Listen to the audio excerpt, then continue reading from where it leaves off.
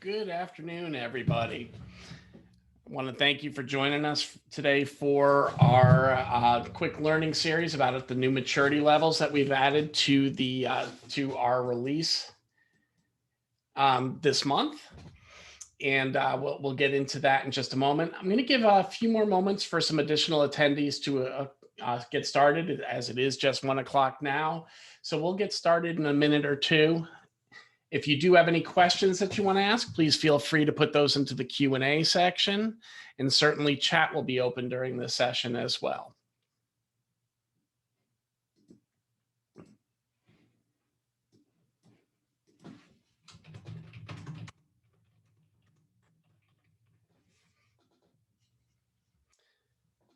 So again, we'll give just another moment or two, and then we'll kind of kick in and get started today.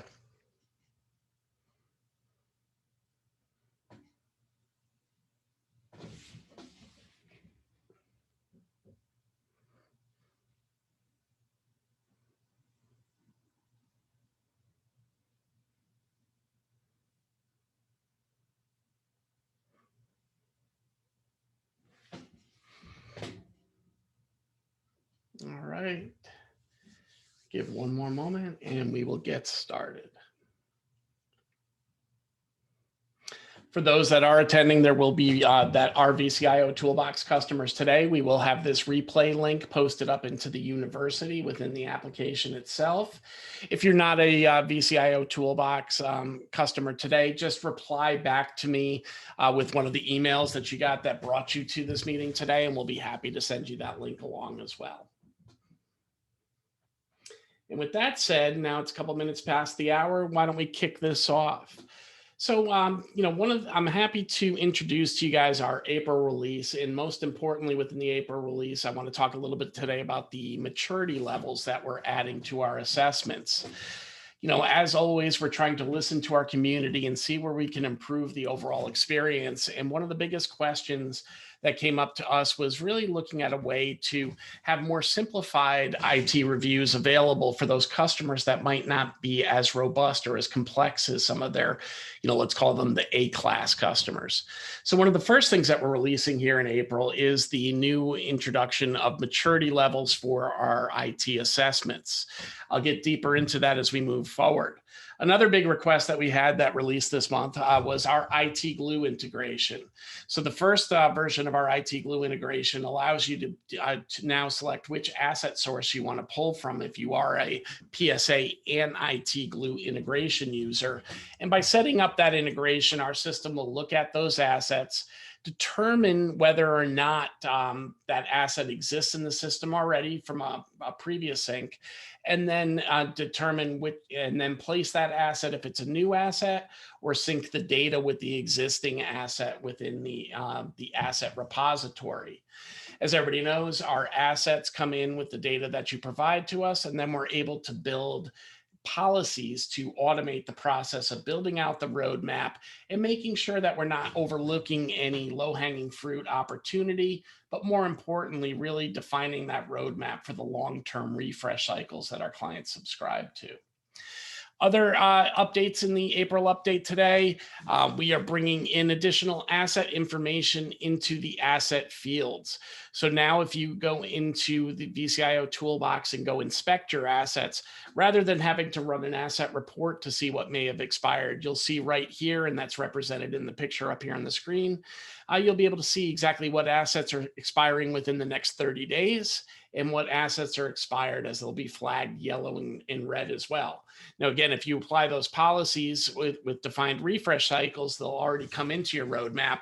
But if you're just looking at trying to identify what assets are very quickly that are expiring that period, and you want to do some one-on-one follow-up with your customer, we make that very easy for you to find at this stage as well. And then we've got a couple new templates releasing next Monday. We are going to be bringing in the Office 365 CIS template.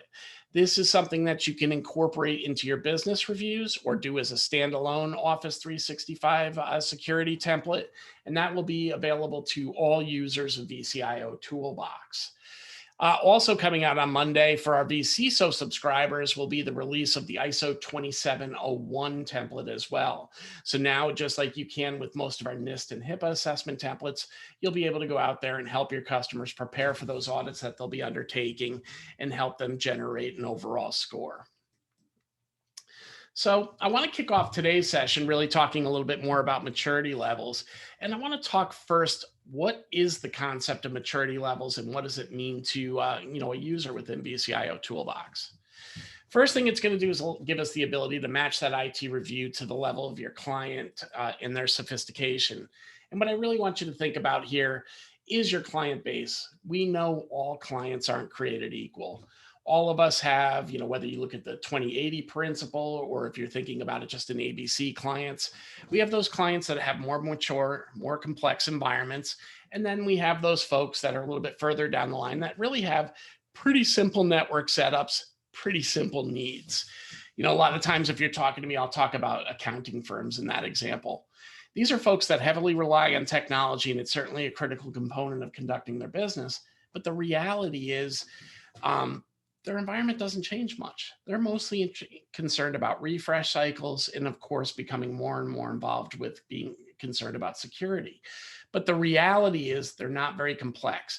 They're the folks that generally we only meet with once or twice a year versus quarterly in our process. So what we also want to do is match the assessment type to those users.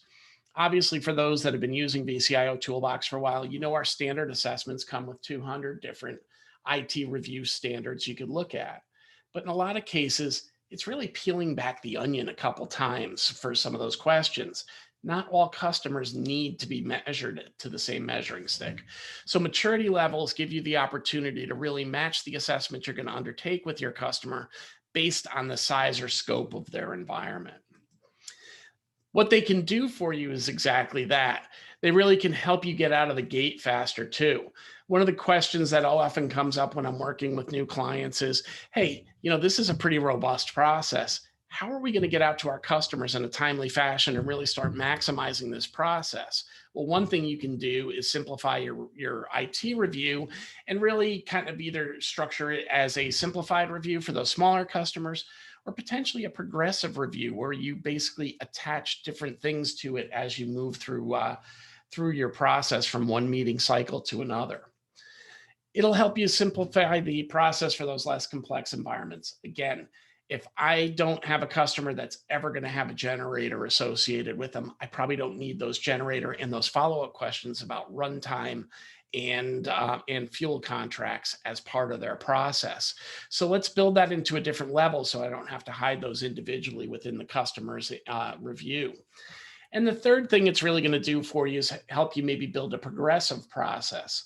We've had some customers say, look, during the course of the year, we don't necessarily even want to talk about all the different topics that are available to our customer. So you can potentially use the maturity levels to help you build a process where maybe you take 60 or 70 key questions that really focus on risk as your level 1 standards. Then you move up to a level 2 standards where maybe you're doing a look at systems at a more complex review. And then when you get to level 3, you're bringing in all the questions. When you do that, it'll always pull forward the level before you there. But as those of you that are VCIO subscribers today know, if you complete those level 1s and close that meeting period, the next question, you just have to modify your responses. You don't have to start from that create state. So what this allows you to do is maybe even balance the workload across all your technicians. Start with a more simplified review, then add some new questions the next meeting and kind of balance the work effort across 2 or 3 meetings instead of having to create a large unique baseline event for your client on meeting number 1, especially those clients that don't warrant that. So that's what maturity levels really do for us. What I'm going to do now is hop into the system and really show you a little bit about how they operate. So when I come into the system, you'll notice a couple different things that are new within the environment. First thing is you get the maturity levels here, selector here for you to choose. Now, there may be a few of you that have logged into the system and said, hey, where did all my questions go? As everybody knows, our meeting calendar really dictates a very important step in the VCIO Toolbox process. And that's the creation of a meeting event.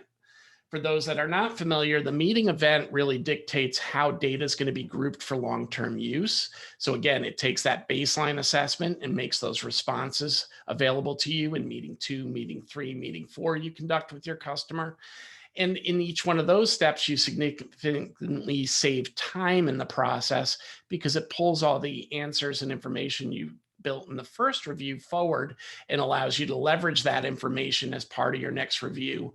Thus, you're only modifying hopefully your red values back to green and your green values that have slipped to red in that process. The other thing it does is distinguishes between reports. So you'll see here when I click on this, I'm able to complete different types of assessments for different types of client needs simultaneously. Each of those reports will contribute to a single roadmap for the client. But when I go to report on that, I want to make sure I'm taking the assessment that I'm focused on for that period and showing that to our client. So the meeting type also dictates how these reports are utilized. And you see here when I choose my reports, it aligns to the meeting type that we have in our selector. So it really helps connect the dots there. So it's really important for closing. It's really important for choosing as these meeting types will also choose the templates associated with that review. And then of course it helps with long-term grouping and trend scoring. Now, what we've added to that is the capability to then build maturity levels against it. So you'll see here, and I'm actually going to switch over to a business review to illustrate this a little bit first. You'll see here, I've got a overall assessment for our customer, but I've got it set at maturity level number 1. Now, if you utilize, again, if you look at the way our templates are structured and you use the maturity levels that we're providing to you, level 1 really becomes your overall risk assessment. This assessment is really leveraged to help you identify big issues within your client environment. And the things that it's looking at are really the high risk based questions within your overall review. So if you kind of think of this as your risk analysis or your risk report, it's filtering this down to 60 base, or I think it's 59 basic questions that will really help you build a risk profile for that customer. And again, this allows you to come into these questions, direct your responses into them, and have a more simplified report for some of those lower level customers that you might be taking through this process and certainly wanting to engage more with and make sure they have a solidified roadmap. You'll notice when I move to level 2, this allows us to now expand the report a little bit further. In this case, we're expanding this report to 120 questions. This allows us to do a little bit more deep in-depth report for those mid-tier clients that we're working with. And you'll see that we can move into level 3. Level 3 now adds another 67 or so questions. So we're starting to really peel back that onion a little bit further. And I know our standard templates for business review complete the journey at level 4, where we have 200 basic questions that you can solve. And again, this is really for your A-tier clients or your gold tier clients. So what you can see here very quickly is it really allows you to right size the assessment based on the customer that you're dealing with, but also it can allow you to break up the work cycle, as I mentioned earlier, and make this a progressive process. You can start in quarter 1, maybe doing a maturity level 1 report with your client, basically locking your scores in there and bringing that data forward to the next meeting.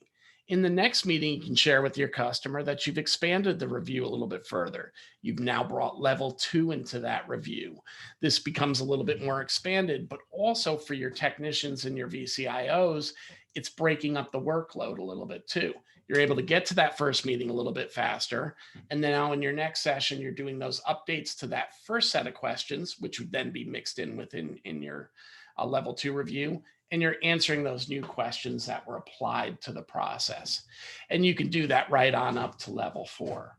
So what we're really, again, I've said it a couple of times, but what we're really trying to do is make sure that you can right size this event to what your customers' need is, keep them informed and educated throughout the process, and most importantly, move to our roadmaps and our recommendations associated with that client and be able to build them out. Now, obviously, this being a new customer, I don't have any of those recommendations here. But as you can see here, when we get into our roadmaps with our customers, we're now able to have those discussions about what their overall plan is and be able to have those deeper dive discussions about what we want to adopt into our formalized roadmap or what projects they're going to decline. So again, our win in this process, of course, is to get shortened sales cycles.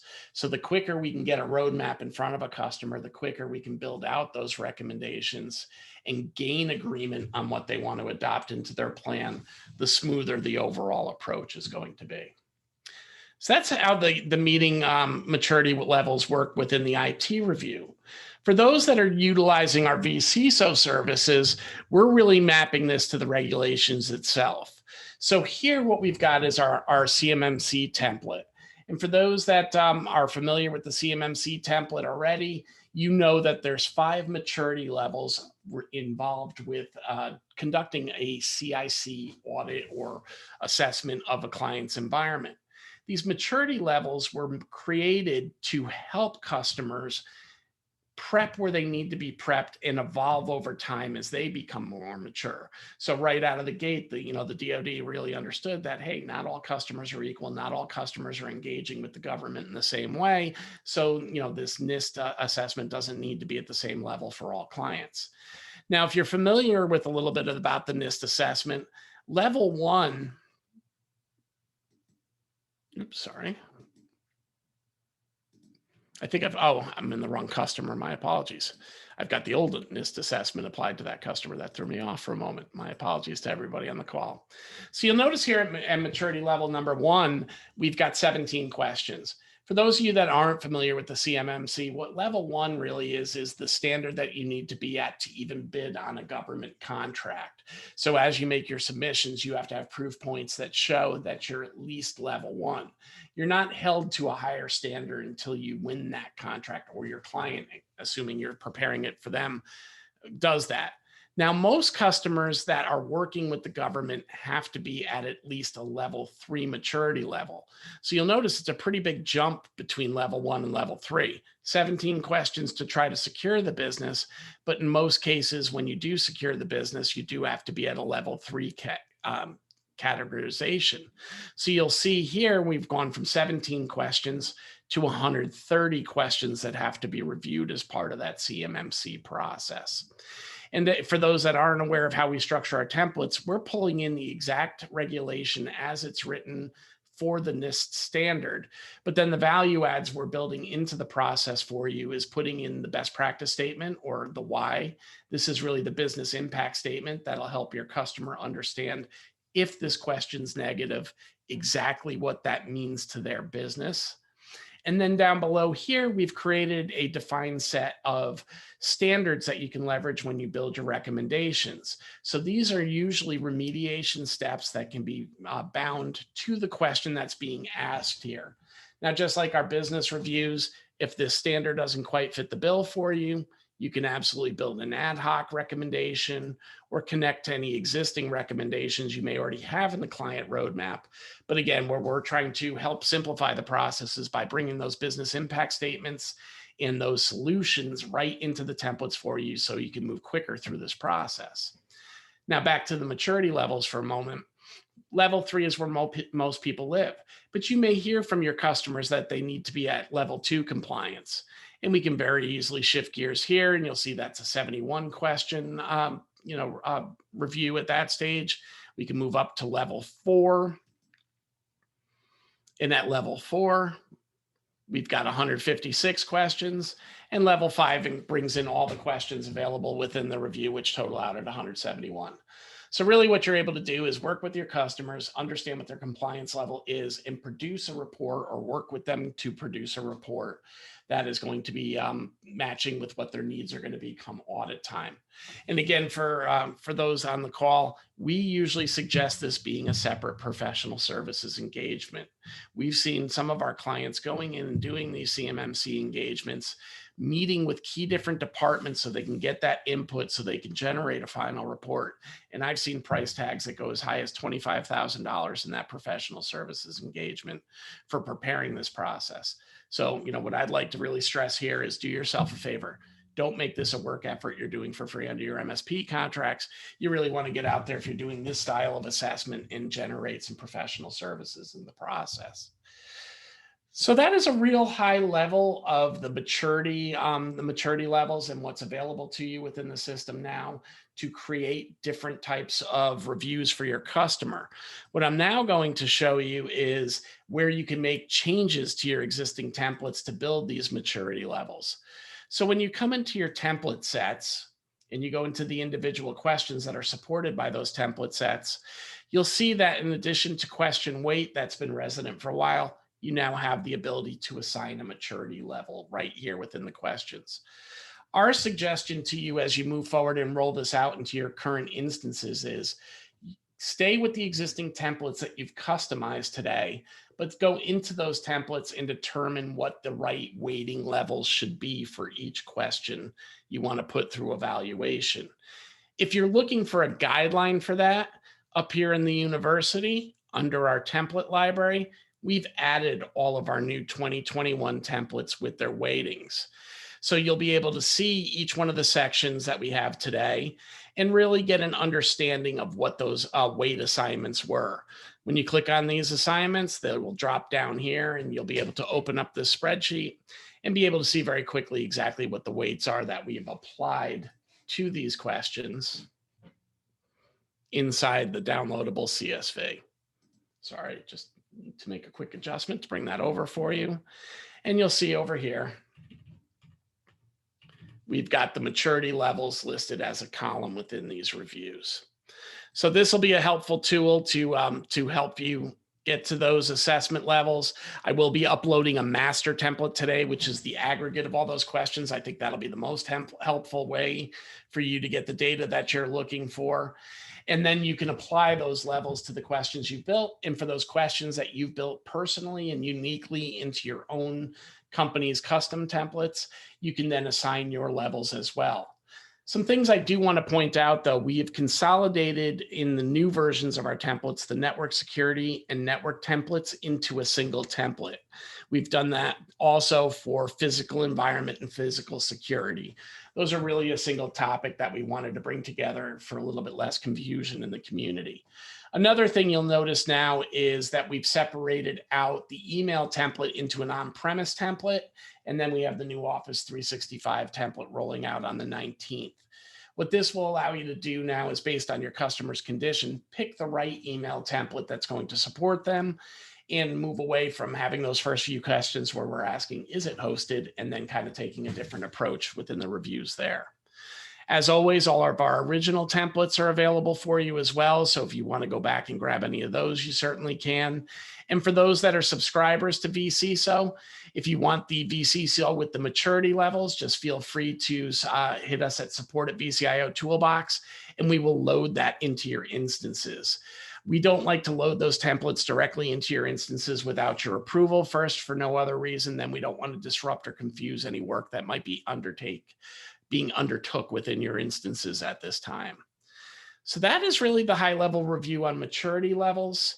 The last thing I want to share with you before we move it to questions and answers today is under settings here. For those that do want to integrate their IT Glue instances, ignore the coming soon label here. That will be removed today. But you will just enter your API key right in here. And then just like your other syncs in here, you will have an IT Glue sync where you can come in, add, do those additions and do your sync.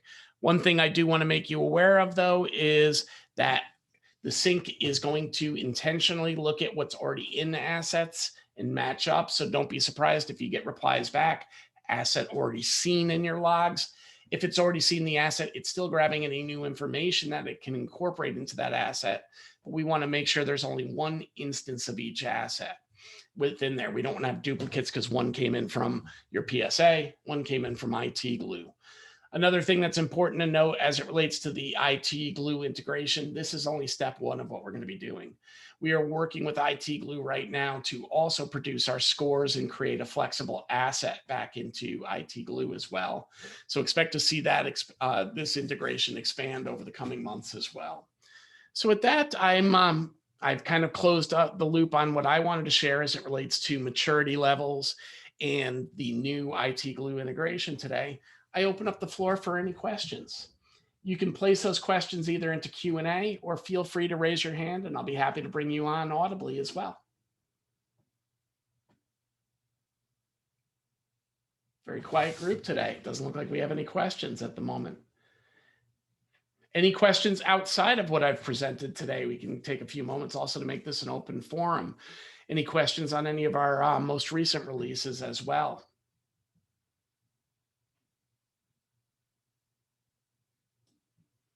All right. Well, with that, folks, I'll say this. We'll be posting this video into the university. Oh, so I do have a question from Kevin Gray. Should we make the IT glue the master for all this information? Actually, a little bit differently. What we suggest in the process is that if you were a new customer, connect your Autotask configuration up first, or your PSA integration first, then create your IT glue integration. We do have a daily sync that's been expanded to include tickets and assets in this release. And basically it will choose based on what which has the most, the deepest, most enriched data, and bring in the assets based on that. For most customers, there's usually a sync going in the backdrop between IT glue and the PSA as well. So since that data is kind of being kept in sync here, what we're really doing is looking at the fields, inspecting the fields as they come in, and choosing the asset that has the more defined detail behind it. So there is no master slave. We're actually looking at it almost in the triangle format. We're looking at your two systems and then our system and saying, where does how do we take the data that's coming from both and create a single record? So hopefully that answered the question for you, Kevin. Let me know if you have any other question details. You can ask here, or certainly hit me directly via email as well. Any other questions anybody else have at this stage of the game? Terrific. Well, I'll give you guys 4 minutes back. I thank you again very much for joining us today, and certainly for those of you that are current VCIO Toolbox customers, we really appreciate you taking some time out of the day and being part of our community.